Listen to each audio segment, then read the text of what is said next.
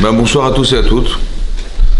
En fait, l'objectif du cours, en fait, c'est surtout pour organiser, Hachem, après, il y aurait une collation, essayer de faire qu'il y ait des rencontres. J'avais pensé qu'il y aurait des chatragnotes qui seraient présentes pour vous aider un petit peu à vous orienter ou à vous proposer éventuellement des personnes. Et donc, c'est ce qu'on a comme objectif de faire, en fait, dans le SEJ, ici, c'est en fait organiser des cours pour jeunes. On va peut-être faire des tranches d'âge qui correspondent à peu près aux propositions qui vont être faites, de façon à ce qu'il n'y ait pas trop de différences, on va dire, dans les âges, etc., pour qu'il puisse y avoir des rencontres des attachés. Voilà, Jérôme est arrivé. Voilà, j'étais en train de préparer un peu le programme, d'expliquer un peu l'objectif du cours. Et si tu veux en parler peut-être, je sais pas. Tiens, juste un mot. Vas-y. Bonsoir à tous. D'abord un mot pour remercier Rabbi Ben Chetrit qui est à l'origine de ce projet. Et on s'interrogeait sur créer un cours à Paris qui puisse avoir un impact et une utilité. Il nous a paru que effectivement faire un rendez-vous hebdomadaire, notamment pour les célibataires, qui est allié à la fois une formation entre guillemets de Torah, d'études pour se travailler, peut-être se coacher, travailler les points clés de la rencontre. Voilà. Et en même temps, qu'il soit un rendez-vous hebdomadaire, convivial, sur lequel on pourra par la suite associer, je pense, des chatranites, on en parlera, qui permettront d'abord vous d'élargir votre réseau, de parler avec elles, et peut-être de créer de nouvelles opportunités. Alors aujourd'hui, c'est le premier cours, donc on voulait réunir d'abord, présenter l'initiative, présenter le projet, entendre aussi peut-être après vos souhaits, vos suggestions par rapport à votre expérience qui vous paraîtrait utile d'organiser. Au fur et à mesure, on va affiner notamment, on va travailler, je pense, sur des tranches d'âge pour que vous soyez dans des tranches d'âge qui soient le plus homogènes pour vous, avec lesquelles vous soyez le plus à l'aise au fur et à mesure. Et on est à l'écoute de toutes les idées, les suggestions que vous pouvez avoir. C'est ça qui va nous alimenter. Ce cours, avec Rav Yonatan Ben Chetrit, il est fait pour répondre à vos besoins et vous servir surtout. Je pense que c'est notre initiative. C'est ça, voilà. Et donc on va l'affiner avec vous, on va co-construire un rendez-vous qui corresponde à vos aspirations. Voilà. En fait, il y a le cours, mais je pense que c'est très important après qu'il y ait cette fameuse collation, qu'il puisse y avoir des discussions entre personnes, etc., que ça puisse créer quelque chose, et après qu'il y ait un suivi. Je pense que c'est important qu'il y ait un suivi derrière, pour quelqu'un qui puisse suivre les personnes qui sont intéressées à se rencontrer, et que ce soit fait de façon sérieuse et cohérente, on va dire. Exactement. Voilà, la collation elle a lieu ensuite. Moi, je suis sur deux événements. Il y a aussi un festival littéraire qui commence au premier étage. Donc je vais me partager entre les deux. Je ne suis pas là au moment de la collation, elle a lieu à côté. D'accord. Donc elle a été préparée ici dans la salle d'à côté. Ok, super. Okay. Bon, merci à tous. Merci beaucoup, Jérôme, merci beaucoup. Bonsoir à tous de nouveau. Voilà. En fait, je vais introduire quelques notions. On va essayer de parler au fur et à mesure des cours. On va essayer de remplir des connaissances qu'on doit avoir dans qu'est-ce que le mariage, comment ça se construit au départ, qu'est-ce qui fait qu'on n'a pas forcément de facilité à pouvoir trouver son conjoint, etc. Tout qui peut être des formes de blocage intellectuel aussi, des formes de blocage psychologique, et essayer de voir ensemble à l'origine. Alors, je voulais parler de l'origine. En fait, c'est important que vous sachiez quelle était l'origine de la création de l'être humain, en fait, au départ de la création. C'est pour ça que c'est important de savoir, parce que tout est marqué dans l'origine. Alors c'est marqué comme ça, donc on est dans le chapitre Aleph de Bereshit, c'est marqué Vaïvra Elokim et Adam. Donc c'est marqué Hachem a créé Adam, Betsalmu à son image, Betsalem Elokim baraoto, il a créé à son image, Hachem l'a créé à son image, c'est une création. Zachar ou Nekeva baraotam. Zachar ou Nekeva, en français ça veut dire mâle et femelle, il les a créés. Alors il y a deux façons de le comprendre, soit de dire qu'il a créé un être masculin féminin, soit qu'il a créé un être masculin féminin. En fait au départ, l'homme était fait d'être un être masculin et féminin. Il n'y avait pas deux êtres décomposés, il y avait un être qui était lui-même masculin féminin. Et on sait qu'il y a une Gemara dans Yeruvin d'Afiutret qui dit que quel était le projet divin derrière le fait qu'on ait créé un être masculin-féminin. C'est-à-dire vous avez un visage masculin et derrière il avait son visage féminin, qui était la composante de ces deux êtres. Ils étaient jumelés l'un dans l'autre. Et la Gemara d'expliquer, au départ, Hachem il avait l'intention de créer un être qui était masculin-féminin séparé. Et finalement il a créé un être qui était composé masculin-féminin. Pourquoi c'est important de le savoir ? Parce que en fait la Neshama, de base, elle est masculine, féminine. D'où on sait ça? D'où on sait que c'est comme ça? Parce que la Gemara, il y a plusieurs Gemarotes, il y a une Gemara dans Nida, il y a une Gemara dans Sota, qui dit que, vous savez, connaissez la formule, et c'est marqué que quand un enfant doit naître, un garçon doit naître 40 jours avant la conception d'un enfant, on est largement avant la naissance, on est 40 jours avant la conception d'un enfant, d'un garçon, on dit bat ploni, il est ploni. Cette fille d'un tel, elle est réservée à cette personne. Ça va? Et donc ça veut dire qu'il y a un déterminisme au départ, qu'on sait pertinemment que cette fille-là, elle correspond à cet homme. En fait, qu'est-ce que ça veut dire? Ça veut dire qu'au départ, ils étaient collés, et on a dû détacher cette partie masculine qui était dans la neshama de l'homme, et on l'a détachée pour la faire naître un jour, et un jour espérer retrouver cette partie de soi. Ça va? Maintenant, là c'est ce que la Gemara dans Nida d'Aftet Zayin elle dit. Il y a une autre Gemara dans Sota qui dit l'inverse. La Gemara dit que comment Hachem il arrive à être mézavek zivugim, c'est-à-dire à faire rencontrer des personnes. La Gemara dit les filles maaséem, selon ce que les gens font, alors on les fait se rencontrer selon ce qu'ils font. Selon comme c'est que ce que vous faites, c'est ce que vous êtes. Alors on va faire correspondre des personnes, non pas comme quelque chose qui avait déjà été un déterminisme depuis le départ, mais quelque chose qui dépend de vos actions. La Gemara dit mais c'est pas possible. Comment penser que ça dépend essentiellement de ce que nous faisons alors que c'est déjà déterminé? Et la Gemara d'expliquer qu'il y a deux zivug, il y a deux personnes possibles. Il y a la personne potentielle. Si chacun réussit à se réaliser dans ce qu'il doit être, eh ben cette personne-là, c'est celle qu'on va retrouver, masculine, féminine. Et sinon, Hachem, il va devoir trouver la personne qui est le plus adaptée à la personne selon ses actes. Les actes. Ça veut dire que ce que vous allez décider de faire, c'est pas forcément ce que vous deviez être. Et cette personne que vous avez décidé d'être, eh ben c'est celle qu'on va vous trouver la personne la plus adaptée. Mais c'est celle qui est votre conjoint. Évidemment que c'est elle votre conjoint et c'est lui votre conjoint. Mais c'est ça que j'ai décidé parce que j'ai changé. J'ai pas forcément suivi ce que Hachem il avait voulu que soit. Ouais.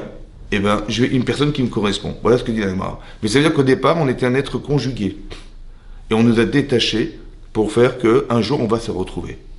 Et donc c'est ce qui est marqué ici. Zachar unekeva barotam. Dans le texte de la Gemara c'est marqué Allah bemarshava. En hébreu, ça veut dire il était monté à l'esprit d'Hachem de créer un être qui soit conjugué masculin-féminin. Qu'est-ce que ça veut dire qu'il est monté à l'esprit d'Hachem de créer un être masculin-féminin? Monté à l'esprit d'Hachem. Comme si qu'il avait pensé faire et finalement il a fait autre chose. Non. En fait, cette expression, on la retrouve ici dans la Torah. Dans Bereshit, ici c'est marqué Bereshit bara Elohim et Hashamayim ve'et haaretz. Au commencement, Dieu crée le ciel et la terre.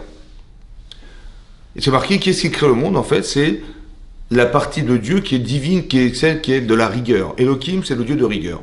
Et donc c'est marqué Bereshit bara Elohim et Hashamayim ve'et haaretz. Et là, le Midrash pose la question de savoir, mais pourquoi c'est Dieu de rigueur qui crée le monde et pas le Dieu de miséricorde qui crée le monde? Il fallait que ce soit le Dieu de bonté, de miséricorde qui a créé ce monde. On dit non, c'est le Dieu de rigueur. La nature est rigoureuse, mais pourquoi la rigueur? Il fallait créer un monde de rachamim, de pitié, de bonté. Voilà, c'est le nom d'Hachem, Yud-Ke Vav-Ke, qui est le nom d'Hachem, qui est l'expression de la miséricorde. Pourquoi c'est Dieu de rigueur qui crée le monde et pas le Dieu de miséricorde, comme ça demande le Midrash? Il répond à la Bemarshava, la fameuse expression.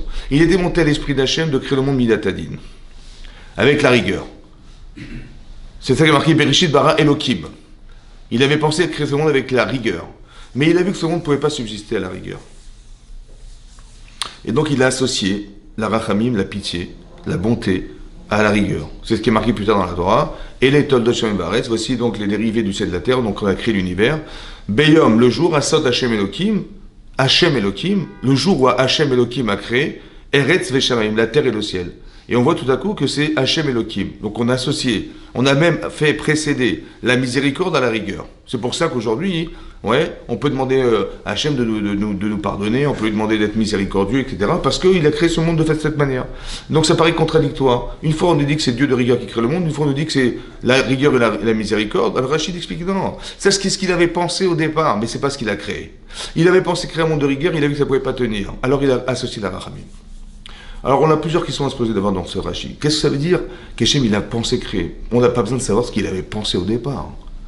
Un. Deuxièmement, il a dit, il a pensé créer le monde et puis il a vu que ça ne pouvait pas tenir. Ouais. Et donc il a créé, il a associé la miséricorde. Mais comment Dieu se surprend de ce qu'il crée lui-même? C'est qui a créé la rigueur? C'est lui. Qui c'est qui a créé la personne capable de subsister ou de supporter la rigueur? Mais c'est lui-même. C'est le même. Donc comment c'est possible qu'Hachem il se surprend de ce qu'il a créé? Ouais, c'est comme si, je sais pas moi, quelqu'un il voulait mettre un bâtiment de 15 étages sur des allumettes. Ça va? Il dit, ah, c'est marrant, ça tient pas. Ouais, donc on va mettre du béton. Mais c'est qui a créé l'allumette? C'est toi, c'est qui a créé ce bâtiment? C'est toi. Comment tu peux te surprendre de ce que tu crées? Soit tu donnes à la personne la capacité à supporter ce que tu crées, soit tu diminues l'intensité de ce que tu crées. Mais tu ne peux pas te surprendre. En plus, c'est marqué Bereshit bara. C'est une création, c'est pas une pensée. On n'est pas dans la pensée de Dieu ici, on est dans la création. Alors en vérité, on apprend d'ici comme ça. Le Maharal, il explique comme ça. Allah ben Marshava, c'est pas ce qu'il avait pensé faire. C'est ce qu'il espère que soit. C'est un but. Comme si on nous disait, il faut qu'un jour on sache que le but, c'est d'avoir une forme de rigueur personnelle, d'être engagé, d'être des adultes, d'être des gens responsables. C'est ça Elohim, le Dieu de rigueur. Alors en attendant, bon, ben, on est un peu des enfants, on fait un peu des erreurs, etc. On dit, bon, ben, pardonne-moi, excuse-moi, mais en espérant quoi? Mais en espérant qu'un jour tu vas être un adulte. On a des enfants en espérant qu'un jour ils vont être des adultes, ils vont se marier, ils vont être des adultes, ils vont avoir des enfants, une famille. C'est ça le but. Donc Elohim, c'est la raison d'être, le but. Donc ça veut dire que quand on dit Allah Bemarshava, il est monté à l'esprit d'Hachem de créer, ça veut dire que le but en fait c'était ça. Quand on nous dit Dieu il a créé le monde, il a créé l'être humain masculin, féminin, le but c'est d'être masculin, féminin. Et là il faut comprendre ce que ça veut dire. Le but c'est d'être masculin, féminin. Ça veut dire, comme si qu'on voulait nous dire, chacun il a une nature différente. Les femmes ont une façon de réfléchir, les hommes ont une façon de réfléchir, les femmes ont des besoins qui sont proches de ce qu'elles ont besoin, les hommes ont d'autres besoins, on a une autre sensibilité, chacun a sa sensibilité. Le problème qu'on va avoir, c'est que quand on va rencontrer quelqu'un qui n'a rien à voir avec soi, parce que quand on est des hommes, bah on est, comment dire, on a des réflexions d'hommes, et lorsqu'on est une femme, on a des besoins féminins qui ne sont pas ceux d'hommes. Alors comment on va faire pour se rencontrer puisqu'on n'a rien à voir ensemble? Vous avez compris, donc c'est ça le problème. Comment on va faire pour arriver à exister ensemble? Ce que la Torah nous demande, en fait, ouais, c'est de faire qu'on puisse s'acclimater à l'autre. Ça veut dire que le souci qu'on va avoir, c'est quoi? C'est qu'on va vouloir se marier, ça va? C'est un besoin. Le problème, c'est qu'on va être confronté à quelqu'un qui n'est pas de nature à comprendre forcément ce que je suis, qui n'est pas de nature à raisonner comme je pense. Et donc on va être confronté à un problème, c'est-à-dire d'arriver à vivre avec quelqu'un qui n'est pas de nature à comprendre ce que je ressens et qui n'a ni les besoins que je ressens. Ça va? Voilà, les femmes, une fille, elle va vouloir aller chez Sephora, et aller s'acheter des parfums et acheter des machins au Galeries Lafayette, et l'autre il va aller au foot, voir le Paris Saint-Germain qui va jouer au foot. On n'a rien à voir. Quelque part, les besoins, c'est pas comment on arrive à accorder quelque chose qui n'a pas forcément de lien. C'est ça le problème. Comment ça se passe? Alors vous avez bien compris qu'il y a un besoin d'acclimatation. C'est-à-dire, imaginez-vous, vous êtes muté, vous devez partir, je sais pas moi, vous habitez en France, à Paris, et vous êtes muté pour partir, je sais pas moi, en Chine. Ouais, on vous mute pour partir à Pékin. Ça va? À Pékin, travailler à Pékin. Ok? Maintenant, vous êtes des Français, vous parlez pas le chinois, vous connaissez pas la mentalité chinoise, vous savez pas où travailler, vous savez pas où mettre vos enfants, vous savez pas où habiter, vous savez rien. Bon. Si vous restez des Français en Chine, ouais, vous restez des Français en Chine, qu'est-ce qui va se passer? Vous allez exploser, c'est pas possible. Qu'est-ce qu'il faut faire alors? Il faut apprendre le chinois. Il faut apprendre le chinois, il faut s'intégrer, il faut apprendre le chinois, il faut apprendre à connaître la mentalité chinoise, il faut savoir où je vais travailler, il faut savoir où je vais habiter, il faut savoir où je vais mettre les enfants, dans quelle mesure je vais mettre dans quelle école, etc. Donc je m'acclimate. Vous avez compris? Donc la différence, elle fait que quoi? Si je reste une femme dans mon couple, je vais souffrir parce que j'ai un homme qui ne me comprend pas. Et si je restais un homme dans mon couple, je vais souffrir parce que ma femme ne me comprend pas. Donc je suis obligé de rentrer dans la logique masculine. Je suis obligé de rentrer dans la logique féminine, de comprendre ce qu'est la femme et de comprendre ce qu'est ma femme, de comprendre ce que sont les hommes et de comprendre ce qu'est mon mari. C'est fondamental, c'est ça. C'est ça. C'est ça devenir masculin-féminin. Zachar onekeva barotam, on nous a créé mâle et femelle, ça veut dire qu'on est obligé de s'acclimater. Tu ne peux pas penser que tu vas un jour penser que tu vas vivre une vie d'homme dans un couple, alors qu'en vérité, ta femme ne te comprendra pas, ou le langage ne te comprend pas, ou alors les subtilités ne comprend pas, la sensibilité, ou bien je sais pas, une femme elle a des intuitions que tu ne comprendras pas non plus, le langage non plus, etc. On est obligé de s'adapter. C'est ça le but. Le but. Zachar ou Nekeva Baotam, on nous a créé mâle et femelle. Ça veut dire qu'en fait, on nous a détachés pour peut-être arriver un jour comprendre qu'il faut s'acclimater. Ça se prépare, ça se réfléchit. C'est ça. Ça se prépare, ça se réfléchit. Et c'est ce qui est marqué là. Ouais, encore une fois, quand c'est marqué Hachem, il avait pensé créer, c'est un objectif. Pourquoi c'est important de comprendre ça? Parce que vous allez voir plus tard dans la Torah, c'est marqué la chose suivante. Donc on nous parle de la création du monde, etc. Et ensuite c'est marqué comme ça.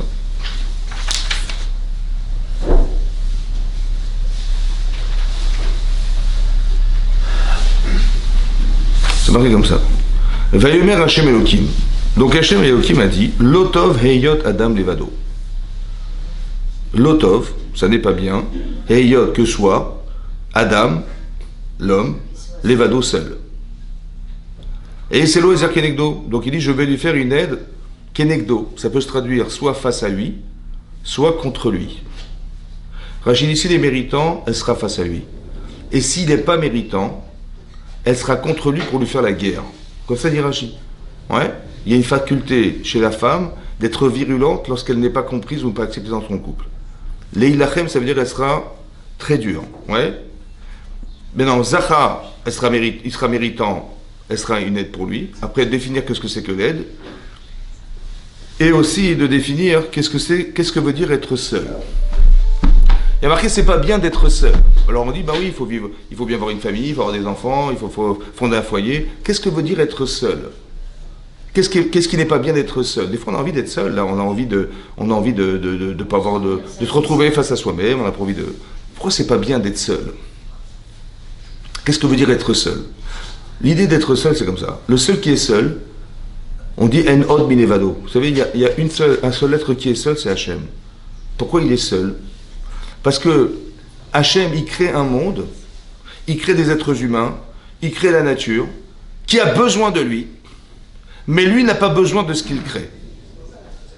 C'est ça l'évado. Il y a une forme d'indépendance chez la personne, chez l'être, qui fait que lui, il crée quelque chose qui a besoin de lui, mais lui n'a pas besoin de ce qu'il crée. C'est ça être l'évado, être seul. Ça veut dire quoi? Ça veut dire que pourquoi c'est pas bien d'être seul? Parce que de prétendre et croire que je n'ai besoin de rien d'autre que de moi-même, c'est une erreur. L'autant veillot d'Adam Levado, ça n'est pas bien d'être seul, ça veut dire de croire que je peux me suffire à moi-même, je n'ai besoin de rien d'autre que de moi-même, c'est une erreur. Le seul qui peut penser ça, c'est Dieu. Mais nous, on a besoin des autres. Pourquoi on a besoin des autres? Parce que qui vous êtes? Ben vous n'en savez rien. Si ce n'est que vous êtes confronté à quelqu'un. Est-ce que vous êtes intelligent? J'en sais rien. Est-ce que vous êtes intelligent? J'en sais rien. Est-ce que vous êtes, est-ce que vous avez de l'empathie? Est-ce que vous êtes rancunier? Est-ce que vous avez de la vengeance? Vous êtes vengeresse? Vous êtes vengeur? Est-ce que vous êtes bon? Est-ce que vous avez, je sais pas moi, l'envie de donner? On n'en sait rien. Comment on va le savoir? Ben, c'est dans la confrontation à l'autre, ouais, qu'on va apprendre à se connaître. Quelles sont ses limites? On n'en connaît rien, on ne sait pas. Donc vous devez comprendre que dès l'instant où vous êtes seul, vous ne pouvez même pas définir qui vous êtes. On est obligé d'être l'autre. À part ça, je pense qu'on ne peut pas devenir sans l'autre. On ne peut pas devenir sans l'autre. Pourquoi? Parce que devenir, comme si que vivre, c'était faire vivre. Vivre, c'est faire vivre. Comme c'est marqué, vous savez, dans Gemara Rosh Hashanah, dit que il y a des choses dans la vie qui vont pouvoir déchirer un décret divin. Si à Rosh Hashanah, on a fait un décret, on peut déchirer ce décret. Vous savez comment? Une des choses, c'est la tzedaka. Il y a marqué la charité. Ouais, quand vous donnez, c'est marqué dans le verset, dans le Michelet, c'est marqué la tzedaka, elle sauve de la mort. La tzedaka sauve de la mort. La charité sauve de la mort. Mais je n'ai juste pas compris. Tu mets un peu d'argent dans une coupa, ou un type il te tend la main, tu donnes un peu d'argent, ça sauve de la mort. Mais comment ça sauve de la mort? Comment on peut donner de l'argent à l'autre? Ça sauve de la mort. Ça sauve de la mort. Comment ça sauve de la mort? Et qu'est-ce que c'est que la mort si ça sauve de la mort? En fait, c'est comme ça. Il y a des gens qui sont dans le besoin. Et je dis, mais qu'ils aillent travailler, qu'ils se débrouillent. Ou je peux dire, non, les pauvres, si j'étais à sa place, j'aurais tellement aimé qu'on m'aide. La sensibilité que j'ai de faire vivre, ça sauve de la mort. C'est quoi la mort alors? La mort, c'est l'égoïsme. La mort, c'est l'indifférence. La mort, c'est l'inconscience. Si tu es conscient, tu es vivant. Si tu as de l'empathie, si tu souffres pour les autres, c'est que tu existes. Tu souffres pour, c'est que tu existes. Donc ça veut dire que la tzedaka tsatsim emavet, ça veut dire quoi? Que la tzedaka, elle sauve de la mort. La tzedaka sauve de la mort, ça veut dire que si j'ai été jusqu'à présent égoïste, et que j'ai compris qu'en fait je dois partager ma vie, parce que l'existence, parce que ce que j'ai doit pouvoir se partager, c'est que je suis vivant. Donc vivre, c'est faire vivre. Et ça ne peut pas s'expliquer autrement que dans une vie de couple. C'est-à-dire que si on veut vraiment exister profondément, alors il faut avoir envie de vivre, c'est-à-dire de partager sa vie avec quelqu'un. L'otov et hiyot adam levado, c'est pas seulement de se marier, c'est que ça n'est pas bien déjà, philosophiquement, de penser que je peux me contenter d'être. Je me suffis à moi-même. Voilà, moi, j'ai pas besoin de personne, j'ai besoin de rien.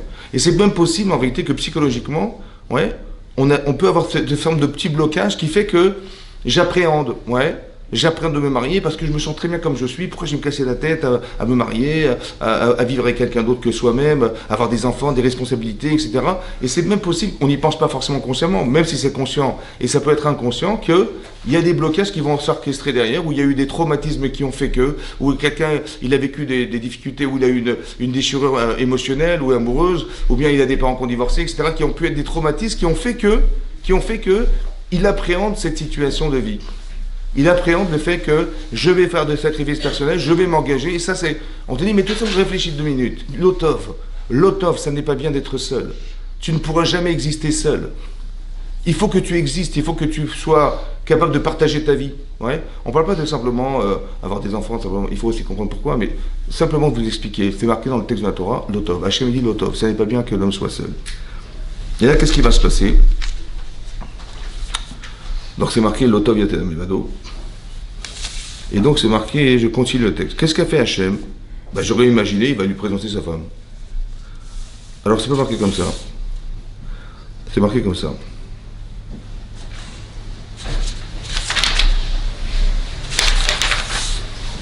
Alors où est-ce que c'est marqué?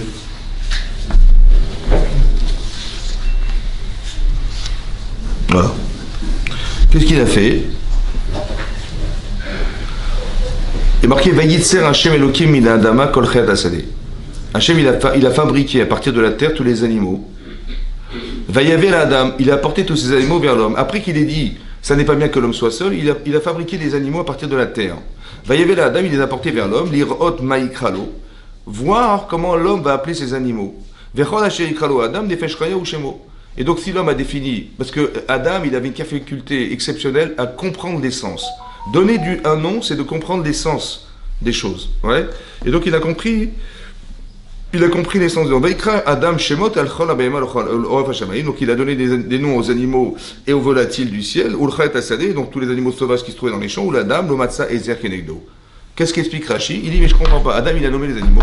Il dit mais je comprends pas. Ils sont tous mâles et femelles. Ils sont tous mâles et femelles. Mais moi je n'ai pas de féminin.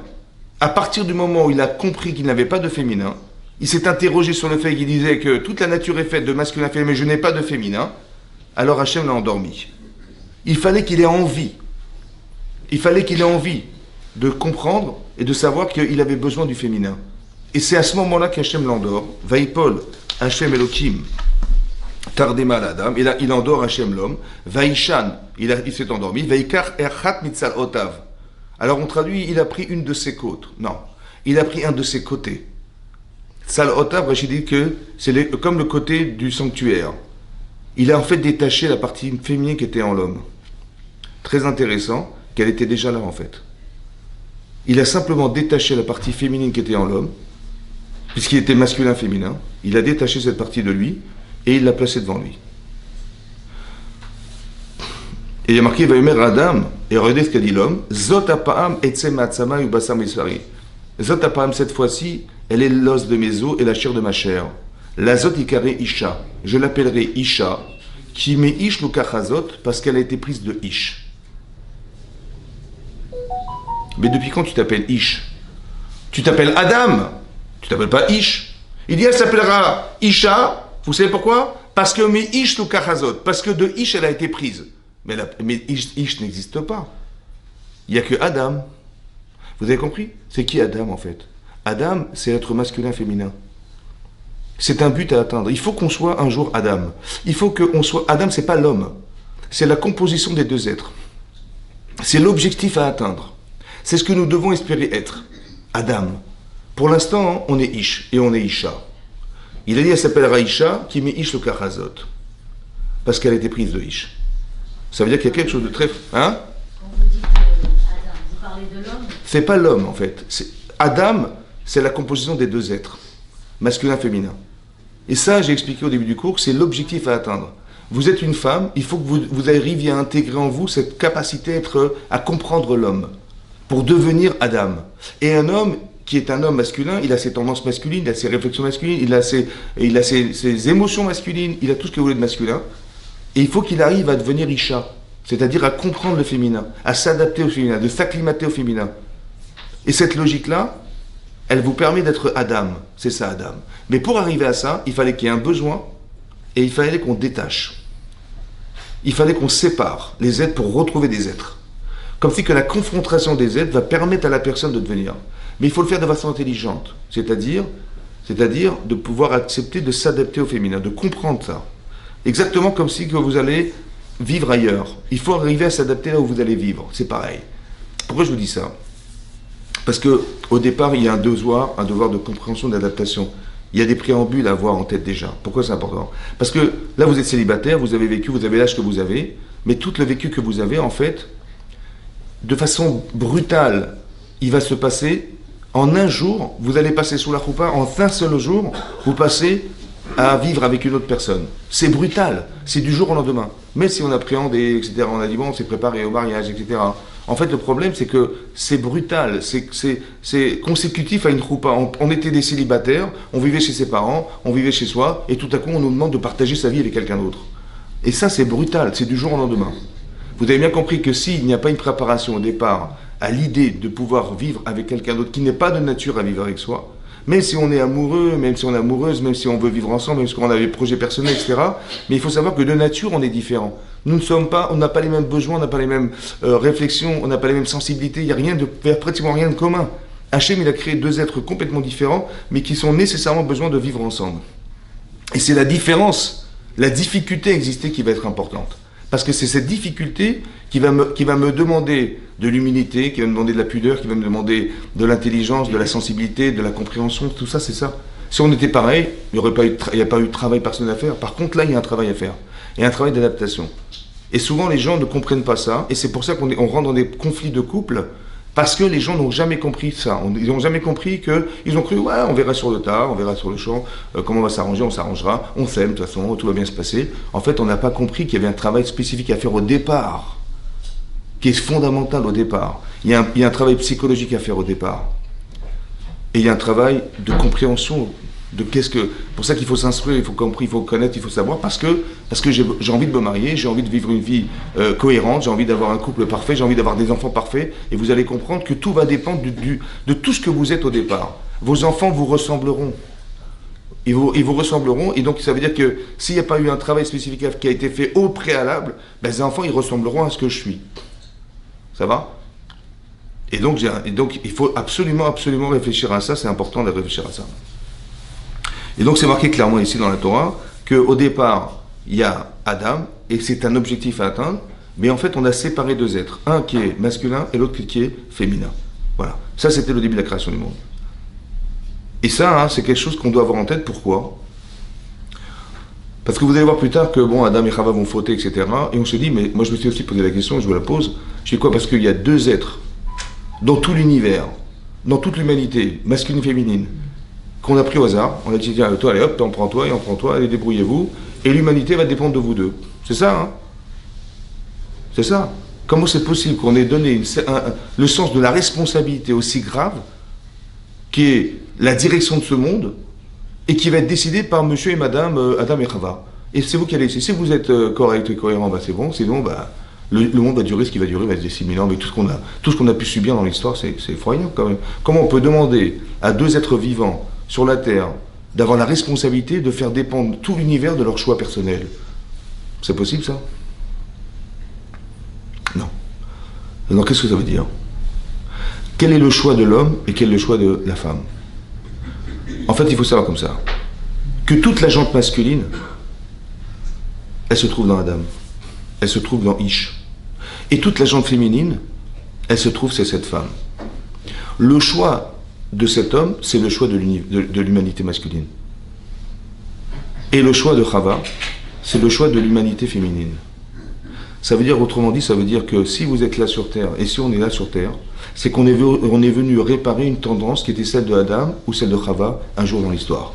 C'est pour ça qu'on est venu. Comme si que nous étions les molécules de Adam et Chava, et que la tendance qu'on a choisie, c'est celle qui a été celle de Adam et celle de Chava, et qui va faire que Ben, c'est pour ça qu'on est là, indépendamment les uns des autres.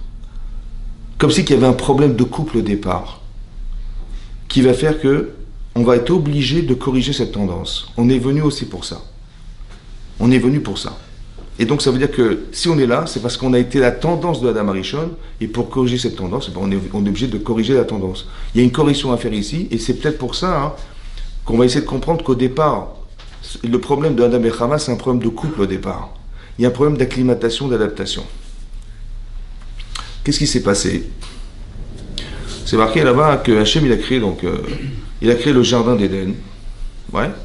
Et il y avait des arbres. Il y avait deux styles d'arbres. Il y avait le Etz HaChaim et le Etz HaDaat Tovara. Il y avait l'arbre de la connaissance du bien et du mal, et il y avait l'arbre de la vie. Et Hachem a dit, vous pouvez manger de tous les arbres de la terre. Seulement, il y a un arbre, il faut pas le manger. C'est l'arbre de la connaissance du bien et du mal. Là-bas, c'est marqué, il y avait trois personnages dans la Torah. Il y avait Adam, Chava, et il y avait le Nachash, le serpent. En fait, le serpent, c'est quoi? Oui. Le serpent, c'est le mauvais penchant qui est en nous, en fait, aujourd'hui, mais qui était, en fait, à l'extérieur de soi au départ. Et qu'est-ce que Chachamim expliquait? Qu'en fait, le Nachash, le serpent, il est venu voir la femme en particulier, parce qu'il sait qu'elle est facilement séduite, elle est très émotionnelle, etc. Donc, il a été directement voir la femme. Et il a dit, est-ce que vous pouvez manger des fruits des arbres de la terre? Elle a dit, bien sûr. Par contre, celui-là, je ne peux pas. Et il a fait exprès de lui parler des arbres pour qu'elle puisse dire celui-là non. Il dit, mais pourquoi celui-là non? Il dit, Hachem, il a dit, on ne peut pas. L'arbre de la connaissance du bien et du mal, c'est un arbre spécial. Ça veut dire qu'au départ, avant d'avoir consommé ce fruit, on avait une faculté sans émotion de ce qui est le vrai du faux. Au départ, c'est vrai et c'est faux, il n'y a pas d'émotion. Le mensonge et la vérité. Par contre, dans ce fruit-là, il y a une capacité à ressentir le mal. Quand vous dites j'ai honte d'avoir fait ça, c'est qu'on est contrasté entre le bien et le mal, c'est une émotion. Il n'y avait pas d'émotion. Il y avait une connaissance, on va dire rationnelle de ce qui est le bien et de ce qui est le mal. On n'avait pas de tendance. C'est pour ça qu'ils étaient nus, ils n'avaient pas honte. Parce qu'il n'y a pas de notion de bien et de mal. Mais ce fruit-là, il est spécial. Et Hachem a dit, il ne faut pas y toucher, il ne faut pas le manger. Alors le serpent il dit à la femme, il a dit, mais c'est bête. Mais évidemment que si tu le manges, pourquoi Hachem t'a interdit de consommer? Parce que si tu le manges, tu vas être comme Hachem. Et c'est pas possible, tu comprends? Mais c'est très tentant, parce que tu vas créer des mondes, etc. C'est extraordinaire ce que tu vas devenir. Et donc elle le tente.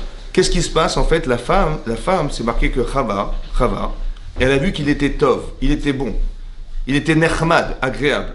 Ta'ava, plaisant. C'était émotionnel, c'était touchant. Et elle a craqué, elle a mangé ce fruit. Qu'est-ce qui a marqué ensuite? Elle a mangé ce fruit et elle a réussi à tenter son mari de le consommer. Elle a réussi à le convaincre. À convaincre Adam de consommer ce fruit. Pourquoi elle a essayé de le convaincre? C'est marqué là-bas, Rachid expliquait comme ça. Parce que Chava, elle a pensé qu'elle va mourir. Elle a mangé, Hachem a dit, celui qui consommera ce fruit mourra. Alors, elle va mourir. Et pour elle, c'était insupportable d'imaginer que son mari, Adam, il puisse épouser une autre femme qu'elle. Parce que vous avez bien compris que si Chava décède, il va falloir que le monde continue à vivre avec une autre femme que Chava, parce qu'elle est décédée. Et donc on va trouver une autre femme. Mais elle, pour elle, c'était insupportable. Elle ne pouvait pas imaginer que son mari épouse une autre femme qu'elle. Il fallait qu'il meure avec elle. Et c'est pour ça qu'elle a tenté à manger du Etz HaDaat. Alors vous allez me dire, à quoi elle était jalouse? C'était quoi l'idée derrière tout ça? Alors il faut savoir un principe de base. Au début, je vous ai dit que Adam, c'est la composition des deux êtres. Et on a demandé à Adam de nommer les animaux. Et il a constaté que chaque animal était mâle et femelle. Il dit, mais j'ai pas de féminin. Comment ça, t'as pas de féminin? Mais elle est là, ta femme. Ça veut dire qu'il n'avait pas conscience qu'il était associé à son épouse. Ça, c'est le masculin, ça. Le masculin n'a pas forcément conscience qu'il est associé à du féminin. Mais est-ce qu'elle est consciente, elle, qu'elle est associée au masculin? Oui, elle est consciente. Une femme est associative. Un homme n'est pas forcément associatif, il faut le savoir. Par exemple, quand vous demandez à quelqu'un, un homme, vous lui dites, après le boulot, il va où? Tu dis, où tu vas ce soir? Il dit, je rentre chez moi. Après, vous dites à sa femme, et toi, tu vas où? Je dis, moi, je rentre chez moi. Je lui demande ça à son mari, mais pourquoi tu rentres chez toi? Il dit, écoutez, je suis crevé. je suis crevé, après le boulot, je suis fatigué, je suis crevé. Et vous demandez à sa femme, mais où tu vas toi après le boulot? Je dis moi, mais j'ai mon mari qui m'attend, je dois faire, la cuisine, je dois faire le repas des enfants, les devoirs, les machins. C'est marrant, ils n'ont pas la même réponse. Et il y a des femmes qui voient leur mari qui arrive et ils s'affaissent sur le canapé là-bas après le boulot et disent mais je comprends pas, tu vois pas que je suis occupé, je suis en train de faire la manger, je m'occupe des enfants, je m'occupe des vaches, et tu dors, mais qu'est-ce que tu fais? Elle comprend pas en fait. Mais vous avez compris que l'homme n'est pas associatif. La femme est associative. Elle comprend qu'elle est associée à un homme. Mais l'homme, c'est ça qui a marqué. C'est pas qu'elle était jalouse de son mari. C'est qu'en vérité, elle était associée, mais tellement l'association est forte qu'elle peut même pas s'imaginer que son mari va épouser une autre femme qu'elle. C'est impossible. Impossible. C'est pour ça qu'elle a fait ça. Avec ça, qu'est-ce qu'on peut comprendre? C'est très intéressant. Qu'est-ce qu'on peut comprendre? Vous avez vu que ce qu'Hachem a fait, Hachem il a dit à Aïcha, la femme, il dit Arba Arbetz Boner. Multiplier, je multiplierai ta souffrance. Et Rachid nous explique qu'elle aura du mal à éduquer ses enfants. Ensuite, il a dit Etsev tel libanim, dans la souffrance, tu devras accoucher. Mais qu'est-ce que ça a à voir avec sa faute? Pourquoi Chava, elle devait souffrir dans son accouchement? Qu'est-ce que ça avait à voir avec le fait qu'elle ait proposé à son mari de manger du Yetzadat? Pourquoi accoucher dans la souffrance? Pourquoi elle doit accoucher? Ça doit faire mal. Alors ils ont dit, bah oui, elle a été punie. Mais il faut bien comprendre que Dieu, c'est pas un professeur d'école qui dit t'as une mauvaise note, je mets une tréha. Non, ça n'existe pas ça. Il faut juste comprendre en quoi cette souffrance, elle est révélatrice d'une réparation. En quoi ça répare chez elle un problème qu'elle avait d'avoir proposé à son mari de manger du Yetzadat. Ça va? Alors comme ça, écoutez bien.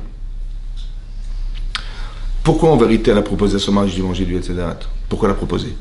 Parce qu'elle a dit moi, je vais mourir, mon mari va vivre, le monde ne pourra pas continuer sans moi.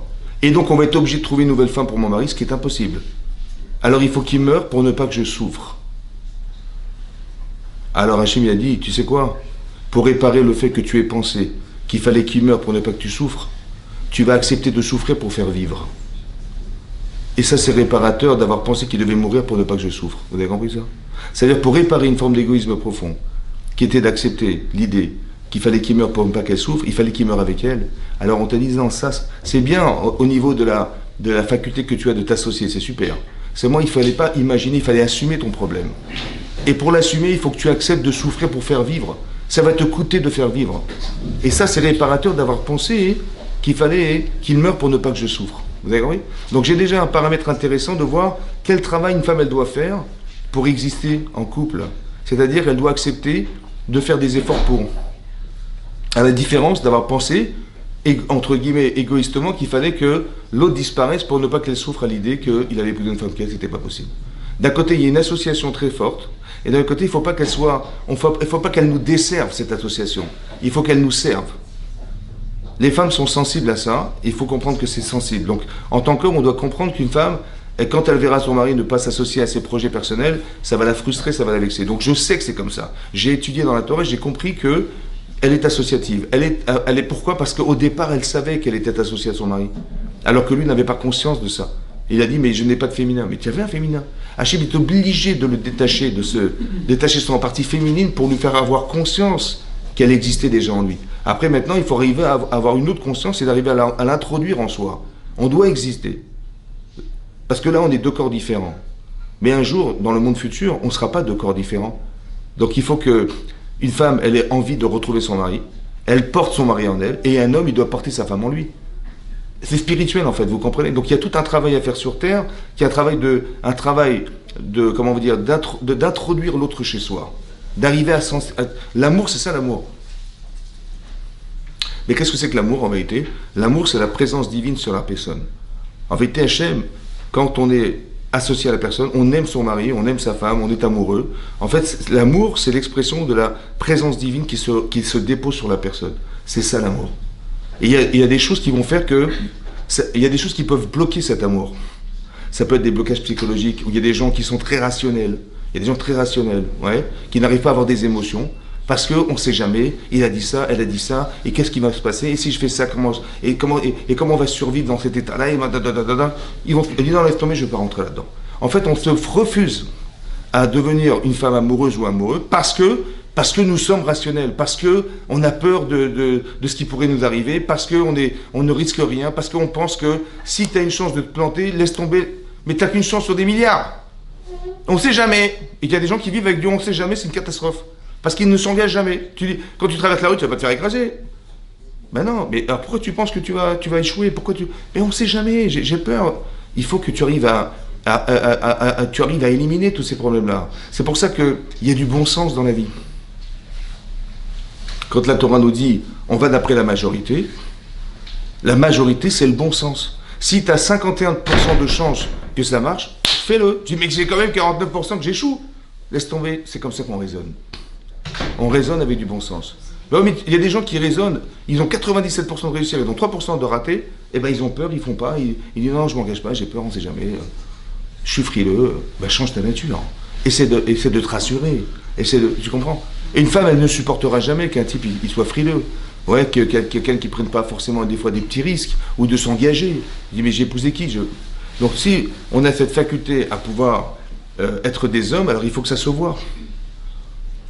Il faut que ça se voit. Et donc tout ça, ce sont des paramètres il faut élaborer depuis le départ. Il faut déjà, c'est pour ça que je vous explique que dans la création du couple au départ, il y avait ces deux nécessités-là, qu'il y a un but, c'est de devenir masculin-féminin, et à la fois, ça se construit, donc il y a une forme d'adaptation, c'est obligatoire, on doit s'adapter, on doit comprendre le féminin, et on doit comprendre le masculin. Quel est le Yetzer Hara de l'homme, quel est le Yetzer Hara des femmes, quel est le bon penchant des hommes et des femmes, etc. Ça, c'est des choses à élaborer depuis le départ.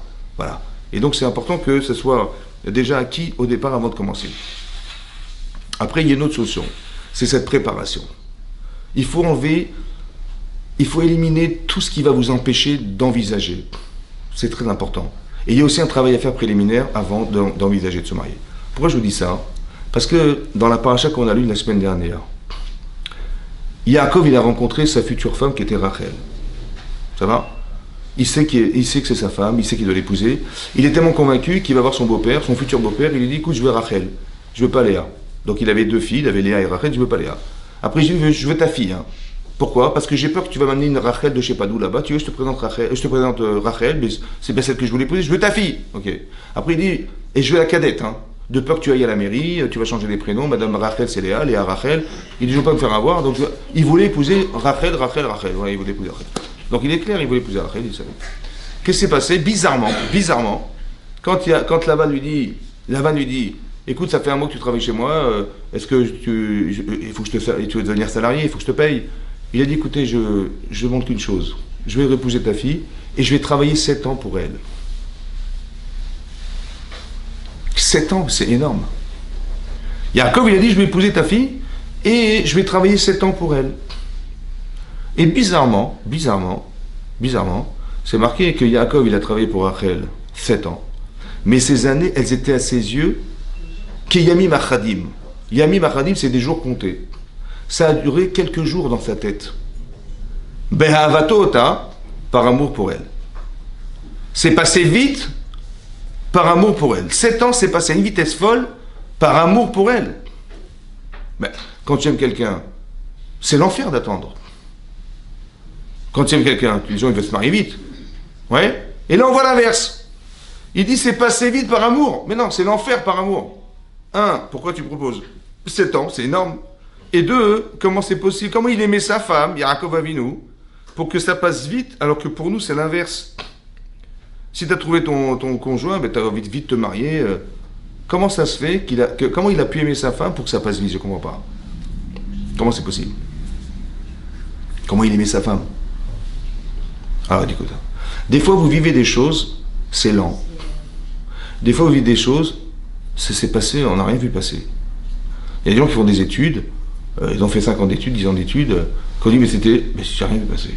C'était passé à une vitesse folle. Et des fois c'est long. Pourtant, quand j'ai envie de me marier, ben, j'ai envie d'avoir ma femme près de moi ou mon mari près de moi, et là c'est long d'attendre. Et là j'ai envie d'avoir mon diplôme, j'ai envie d'avoir une profession diplômée, et je veux avoir ce diplôme, et pourtant, hein, quand on me dit, tu sais, c'est dans 3 semaines l'examen, je dis, comment ça 3 semaines? On va pas repousser la date, je suis pas prêt, comment je vais faire? C'est marrant, t'es pas pressé d'avoir. Comment c'est possible? C'est quoi la différence? La différence, elle est comme ça. Et ça, il faut bien y réfléchir. C'est comme quelqu'un, il vient, je sais pas moi, un père, il dit à son fils, écoute, il faudrait que tu passes ton examen, il faudrait que tu passes le permis de conduire. Il dit, ah oui, bien sûr, papa, tu as raison, ouais, t'as 18 ans, tu as passé le permis. Et tu sais quoi? Si tu as ton permis, je t'achète une voiture. Ah ouais, je t'achète une voiture. Super. Le gosse, il passe son code, il réussit le code, après il passe la conduite, il réussit. Il dit, papa, j'ai eu le code, j'ai eu la conduite, voilà, j'ai mon permis, ouais, papa, je suis fier de moi, j'ai ma conduite. Il dit, alors? Il dit, bah alors, on va pas... La voiture. La voiture. Dans 7 ans. Mais comment je pourrais attendre? Vous avez compris? Attendre d'avoir, c'est long. D'attendre d'avoir, c'est long. Parce que tu fais rien que d'attendre. C'est long d'attendre d'avoir. Par contre, d'être, c'est jamais long. C'est jamais assez long, on va dire.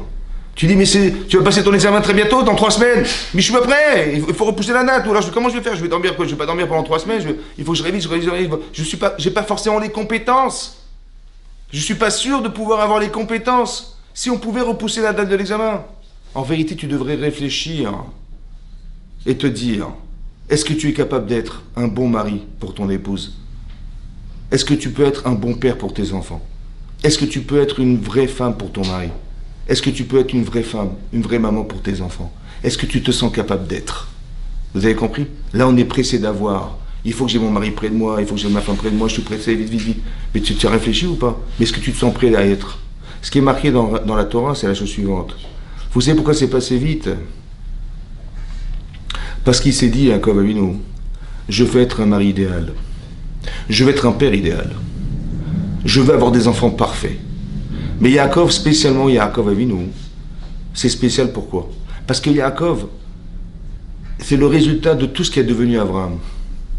Tout ce qu'a fait Sarah pour avoir cet enfant qui était Yitzhak Avinu. Elle a prié comme une folle.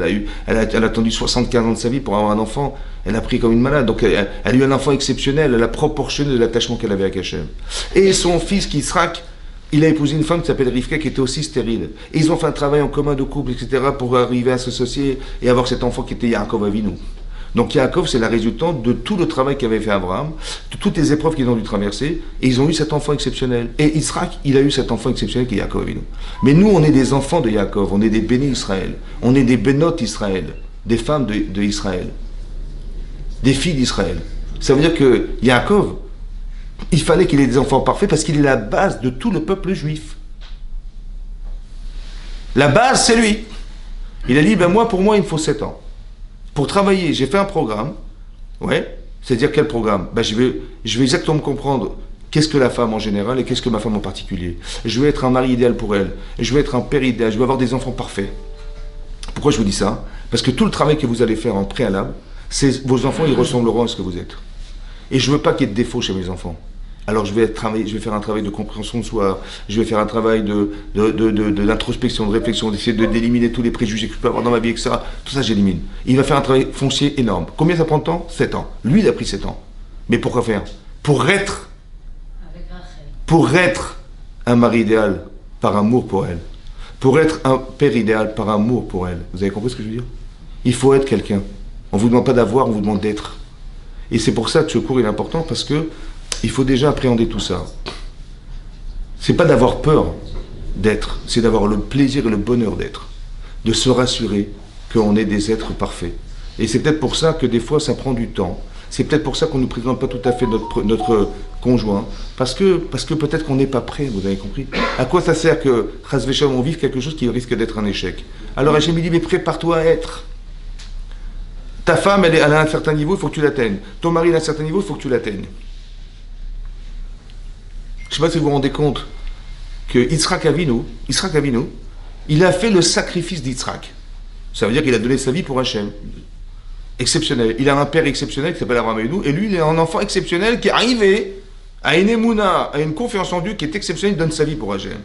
Maintenant, je ne comprends pas. C'est quoi le projet d'Abraham? Où est-ce que tu vas aller trouver une femme qui correspond à cet homme? C'est impossible. C'est un monde d'idolâtres. Il n'y a que des idolâtres. Où tu vas trouver une fille qui correspond à ce garçon, ça n'existe pas.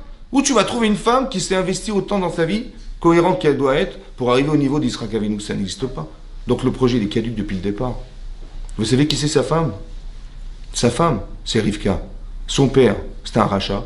Son frère, c'est un rachat. Et elles vivent à Padan Aram, c'est que des richaïm, que des mécréants. Mais pourquoi Hachem il a fait vivre là-bas? Pourquoi son père c'est un rachat? C'est ça, c'est elle la femme d'Israël. Pourquoi Hachem il a fait naître là-bas? Vous savez pourquoi? Parce qu'Hachem il pense que pour être la femme d'Israël, il faut que tu fasses un combat de vérité. Alors on t'a mis dans un bouillon où il n'y a que de la pourriture. Et est-ce que tu vas être influencé par ce que tu vois ou tu vas rester cohérente et tu vas te battre de toutes tes forces pour refuser d'être comme ton père, pour refuser d'être comme ton frère, pour refuser de vivre ce que les gens ils ont décidé de vivre. Ce travail-là, il est tellement énorme, il est exactement proportionnel, elle a fait sa propre sacrifice elle-même, vous avez compris ce qui se passe? Si elle était dans un endroit très religieux, elle n'aurait jamais pu épouser Yitzhak, parce qu'elle n'a pas fait ce travail personnel. C'est-à-dire qu'Hachem, qu'est-ce qu'il fait? Il nous met dans une situation, il nous met dans un endroit où c'est le mieux pour nous. C'est pas forcément le plus agréable, mais c'est le mieux pour nous. Le mieux pour nous, ça veut dire que si tu es né là, avec des parents comme ça, c'était exactement ce qu'Hachem attendait de toi. Donc ne sois pas dans le dire, ah mais j'avais des parents différents, j'avais vécu ailleurs, ça aurait été beaucoup mieux. Si tu penses ça, c'est que Dieu s'est gouré.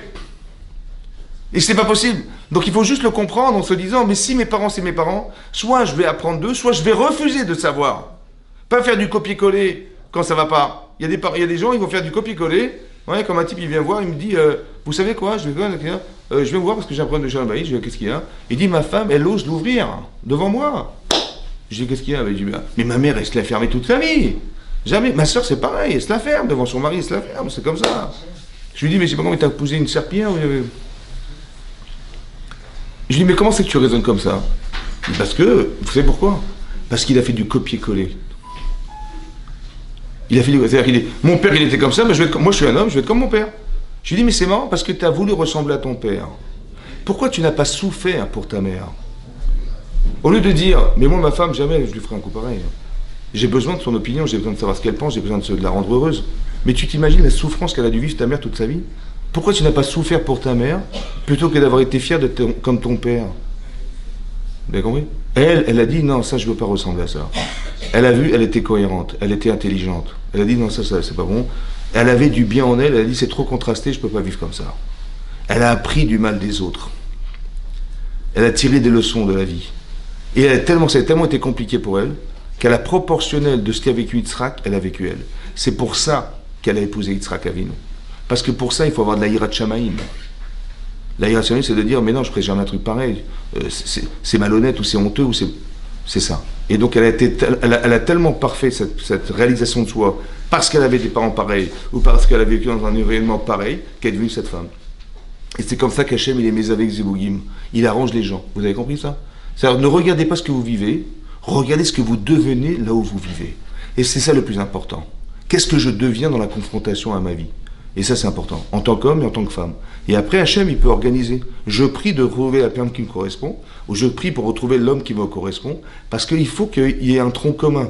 Vous avez compris? Là, le tronc commun, c'est la crainte d'Hachem. C'est ça qui fait se raccorder. Vous dites, mais les familles n'ont rien à voir. L'autre, il est le fils d'Abraham Avinu, l'autre, il est le fils de Bethuel, qui n'a aucun rapport. On s'en fout de ça.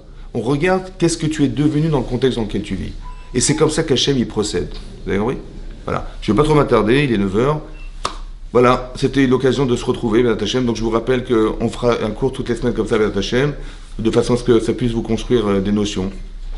Et là, vous êtes invité, Béat Hachem, à vous rencontrer. Voilà, si vous avez l'occasion de se parler, voilà, on va faire il y a un petit buffet organisé, Béat Hachem, voilà.